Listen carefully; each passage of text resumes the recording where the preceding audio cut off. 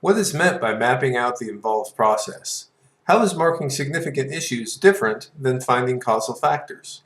What should be done once the significant issues are marked? Let's listen as Dave Janney explains. You've got a lot of data out there. You've got audit results, you've got observations, you've got near misses, and maybe you have some minor incidents that you didn't investigate, but you've got them categorized. So if you can find some commonalities and determine what processes are causing you pain and are causing your audit findings and your near misses and things like that, what you could do is then map out the process. Okay? So you build a snap chart, which you all know how to do, right? Well, your snap chart, your timeline on a snap chart is what happened. They're the action steps that led up to the incident, right? And you all know that.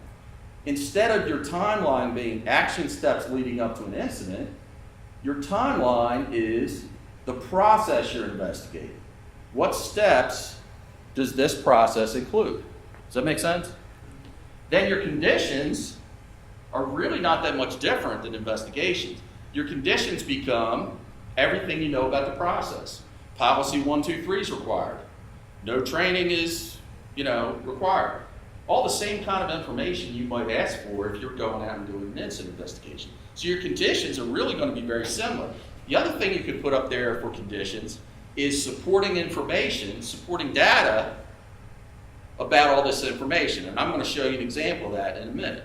But if you can build a really good snap chart of your process and everything you know about it, what you can do is identify known failure points and potential failure points as significant issues.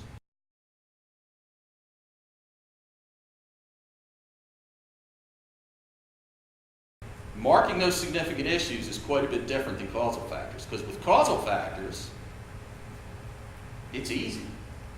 You look at your snap chart, and these are the errors or equipment failures that resulted in the incident, right? You might not have thought it was easy the first time you took TapRooT, but in reality, after you've been doing it a while, it's pretty easy because it's there, it's concrete. Proactively, you have to put your thinking cap on a little bit, right? You have to kind of take it a step further as far as your train of thought, okay? So you map it out, you mark your known failure points and potential failure points as significant issues. Then, you take it through the tree and correct it just like you would in an investigation. Okay? So in other words, if you look at the 7-step TapRooT process, the front of the process is a little bit different. The back of the process is exactly the same. Steps 4 through 7 are exactly the same. Okay? But you're going to be fixing things at a higher level, which is good.